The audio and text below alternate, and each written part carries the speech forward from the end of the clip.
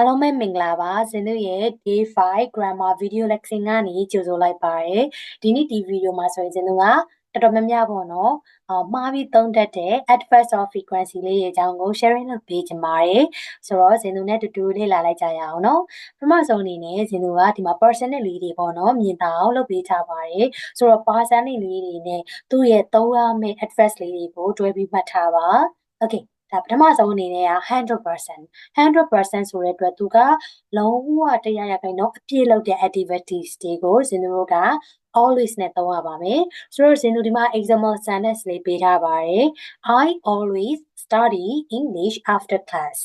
ဒါတော့ကိုကအတန်းချိန်ပြီးတိုင်းเนาะမပြတ်မကွက်စာလေ့လာတဲ့သူတွေသုံးလို့ရရเนาะ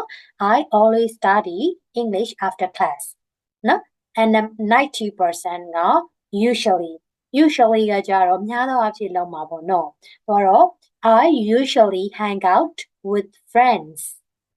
I usually hang out with friends နော်ဒီလိုမျိုးတငယ်ချင်းတွေနဲ့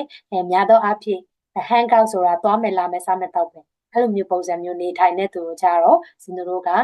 90% usually နဲ့သုံးလို့ရပါတယ်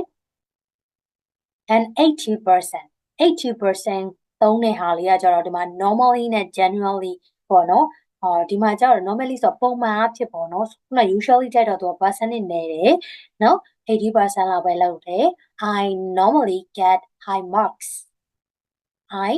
generally get high marks တူတူပဲเนาะတိုက်တာသုံးလို့ရတယ်သူကတော့ high marks ဆိုတာအမှတ်များပေါ့နော်အမှတ်များကိုပုံမှန်အဖြစ်တော့ရတတ်တယ်ပေါ့နော် okay and next one is 70%သူကကျတော့ often သို့မဟုတ် frequently ကိုသုံးလို့ရတယ်သူကကျတော့မကြာခဏပေါ့နော် I often work at the weekend I often work at the weekend ဒီမှာကျတော့စင်တို့ကအတန်ထွက်လေးနည်းနည်းမှားတယ်เนาะ often မဟုတ်ဘူးเนาะဒီမြင်မိမယ်အင်္ဂလိပ်စာမှာတချို့ silent letter ဆိုတာရှိပြီးသားဒါလေးတွေကိုမှတ်ထားရမယ်ဒီကောင်အတန်ထွက်တဲ့အခါ T is the silent letter this is why we need to pronounce often เนาะ I often work at the weekend เนาะဒါဆိုရင် weekend means Saturday and Sunday Sunday တနင်္ဂနွေပိတ်ရက်တွေမှာလည်းအလုပ်လုပ်တဲ့လူမျိုးပေါ့နော်ဒါမဲ့သူက90%လောက်ပဲပေါ့နော်ပြောချင်တာစနေတွင်းပိတ်တိုင်းတော့မလုပ်ဘူးဒါမဲ့90%လောက်ထူတော့သူလုပ်တယ်နော်အဲ့လိုမျိုးပြောချင်တယ် and 50% sometimes အဲ့မှာ as ပါတယ်နော်ဘာဖြစ်လို့လဲဆိုတော့ sometimes က3မျိုးရှိရယ် as ပါတယ် sometimes နဲ့ as မပါပဲရေးတဲ့ sometime နဲ့ခွဲရေးထားတဲ့ sometime ဆိုပြီးတော့3မျိုးရှိရယ်နော်ဆိုတော့ဒီမှာကတော့ as ပါတယ် sometime မှာ I sometimes sing in the shower ရေချိုးကန်ထဲမှာပေါ့နော်မလုပ်တာလေသချင်းဆိုတာနော်ဒီမှာကျတော့ 50% နဲ့သုံးတာရယ်နော်အမြဲတမ်းဆိုတာတော့မဟုတ်ဘူးနော် 30% occasionally သူကရံပါရံခါလောက်တာပေါ့နော်အဲ့လိုမျိုးကြတော့ I occasionally go to bed late I occasionally go to bed late ဒါကြတော့အိယာဝင်တာတဲ့ရံပါရံခါlate ဆိုတော့နောက်ကျတတ်တယ်ပေါ့နော်အဲ့ဒါကိုပြောချင်တာပါ and 10% seldom ရဲ့အဓိပ္ပာယ်ကြုံတော့ကြုံခဲနော်ဖြစ်တော့ဖြစ်ခဲကိုပြောတာ I seldom leave the house မှာကြတော့အိမ်ကိုထွက်ခွာတာခဲတယ်ပေါ့ပြောချင်တာဒါအိမ်မှာကြီးပဲ 90% လောက်နေတဲ့သူနော် maybe လုံးစရာ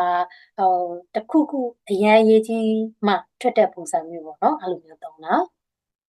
and 5% hardly ever or rarely စိတ်တာသုံးလို့ရတယ်နော်သူလည်းအဲ့လိုပဲ seldom လိုပဲဒါမဲ့လို့သူ seldom ထက်တော့သူကပိုပြီးတော့ percent နေနေပါသေးတယ်နော် okay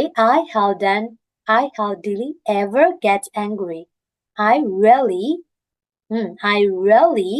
get angry စိတ်တာသုံးလို့ရတယ်နော်မကြတော့က get angry ဆိုတာစိတ်ဆိုးတာကိုပြောတာသူကတော်စိတ်မဆိုးတတ်တဲ့လူပေါ့နော်ပြောမယ်ဆိုရင်100%မှာ900%လောက်ပဲသူကစိတ်ဆိုးတတ်တဲ့လူမျိုးနော်စိတ်ဒေါသမထွက်တတ်တဲ့လူမျိုး and 0% the last one never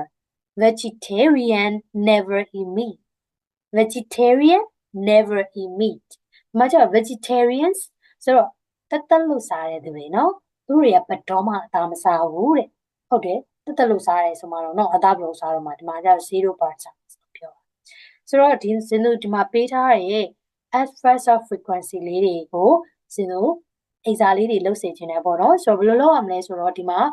always usually normally generally often frequently sometimes occasionally seldom healthy ever rarely never ဒါလေးတွေကိုစင်တို့ percentage တစ်ခုချင်းစီနဲ့ဖော်ပြထားတဲ့အတွက် total ဆိုလို့ရှိရင်1 2 3 4 5 6 7 8 9 9ခုရှိမယ်အဲ့9ခုကိုစင်တို့ကိုယ့်ရဲ့ own example လေးတွေနော်ကိုအမြဲတမ်းလုပ်တဲ့အရာလေးတွေကိုတစ်ခါလေးမှလုပ်တဲ့အရာလေးတွေနော်ဒါလေးတွေကိုစင်တို့ကိုဒီ semester နဲ့ဖွဲ့ပေးပါ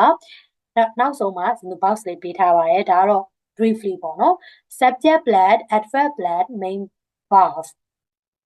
Stephen always say politely တော့ဒီလိုမျိုးပေါ့နော် verb ကအရှိမသုံးပါတယ် adverb ကိုကြတော့ဒါကတော့စင်သူတို့က verb to do နော်နောက်တစ်ခုက verb to be နဲ့သုံးတဲ့ပုံစံမျိုး subject plus be plus adverb ဒီမှာဆိုရင် he is always happy he is always happy နော်ဒီလိုမျိုးလေး verb to be amisa ပေါ့နော် amisa verb to be ရဲ့နောက်မှာ adverb ကိုထားသုံးတယ်ဒီဟာလေးပါမှတ်သွားနော်So that is all for today. Let's say hope you enjoy my lesson and don't forget to do homework and bye bye for today.